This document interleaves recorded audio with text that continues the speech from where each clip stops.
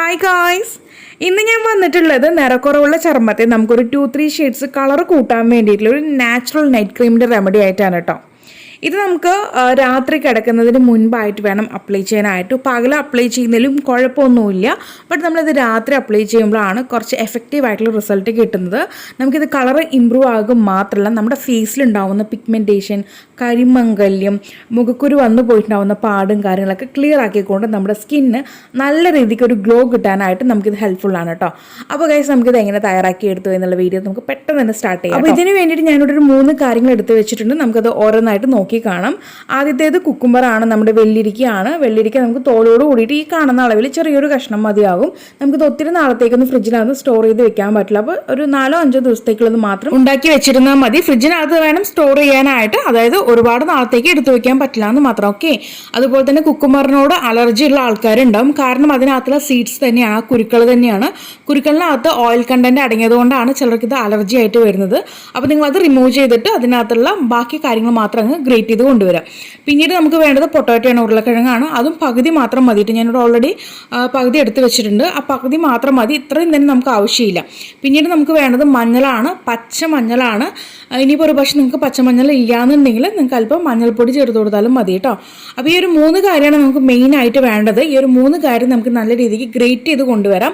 ആദ്യം തന്നെ ഇത് മിക്സി ബൗളിനകത്തിട്ട് അരച്ച് പേസ്റ്റ് ആക്കി കൊണ്ടുവരുന്നത് നല്ല രീതിക്ക് ഗ്രേറ്റ് ചെയ്തെടുത്തുകൊണ്ട് വരാം കേട്ടോ. ഗ്രേറ്റ് ചെയ്തതിന് ശേഷം നമ്മളിത് അരിപ്പ് ഉപയോഗിച്ചിട്ടൊന്ന് ഫിൽറ്റർ ചെയ്ത് കൊണ്ടുവരണം. അതിനകത്തുള്ള എക്സ്ട്രാക്ട് മാത്രം നമുക്ക് മതി. ഇത് ഫിൽറ്റർ ചെയ്യുന്നതിന് മുൻപായിട്ട് നമുക്ക് ഒരു 3 കാര്യം നല്ല രീതിക്ക് മിക്സ് ചെയ്ത് കൊണ്ടുവരണം. 1 മിനിറ്റ് അല്ലെങ്കിൽ 2 മിനിറ്റ് നല്ല രീതിക്ക് കൈവച്ചതിന് മിക്സ് ചെയ്തെടുക്കുക കേട്ടോ. മിക്സി ബൗളിനകത്ത് ഇടരുത്, വീണ്ടും പറയുകയാണ്. അതുപോലെ തന്നെ നമുക്കിത് ഒരു 5 മിനിറ്റ് നേരത്തേക്ക് 10 മിനിറ്റ് നേരത്തേക്കൊന്നും ഇത് എടുത്ത് വെക്കാൻ പറ്റില്ല. ഈ പറഞ്ഞ 1-2 മിനിറ്റ് മാത്രം കൈവച്ച് നന്നായിട്ട് മിക്സ് ചെയ്ത് കൊടുത്തുകൊണ്ടേ ഇരിക്കുക. ഓക്കെ, എന്നതിന് ശേഷം നമുക്ക് സ്ക്വീസ് ചെയ്തിട്ട് അതിനകത്തുള്ള ആദ്യം ആ ഒരു ജ്യൂസ് പിഴിഞ്ഞു കൊണ്ടുവരാം. പിന്നീടാണ് ഞാനിത് ഫിൽറ്റർ ഉപയോഗിച്ചിട്ട് അങ്ങ് ഫിൽറ്റർ ചെയ്ത് കൊണ്ടുവരണം. ഓക്കെ, അടിച്ചു കൊണ്ടുവരുന്നത്. നമുക്ക് ഇതിന് പിശിട്ട് കളയേണ്ട കാര്യമൊന്നുമില്ല. കുളിക്കുന്ന സമയത്ത് നമുക്കിത് ജസ്റ്റ് വേണമെങ്കിൽ ഇത്തിരി മിക്സി ബൗളിനകത്തിട്ട് അരച്ച് അതിനകത്ത് കടലപ്പൊടിയൊക്കെ ഇട്ടിട്ട് നമുക്ക് അപ്ലൈ ചെയ്ത് കുളിച്ച് വരാവുന്നതാണ്. അപ്പോൾ ആരും അതിൻ്റെ വേസ്റ്റ് കളയേണ്ട കാര്യമില്ല. നമുക്കിപ്പോൾ വേണ്ടത് ഈ ഒരു എക്സ്ട്രാക്ട് മാത്രമാണ്. ഇനി ഇത് ഉപയോഗിച്ചിട്ട് നമുക്ക് എങ്ങനെ ക്രീം മേക്ക് ചെയ്തെടുത്തു എന്നുള്ളത് കാണാം. അതിനുവേണ്ടി വീണ്ടും ഒരു ക്ലീൻ ബൗൾ എടുത്തിട്ടുണ്ട്. എന്നതിന് ശേഷം നമ്മുടെ സ്വന്തം ബ്രാൻഡായിട്ടുള്ള ഷംനൂസ് ഓർഗാനി ഹെർബൽ ബ്യൂട്ടിയുടെ സാഫ്രോൺ ജെല്ലാണ് ചേർക്കുന്നത്.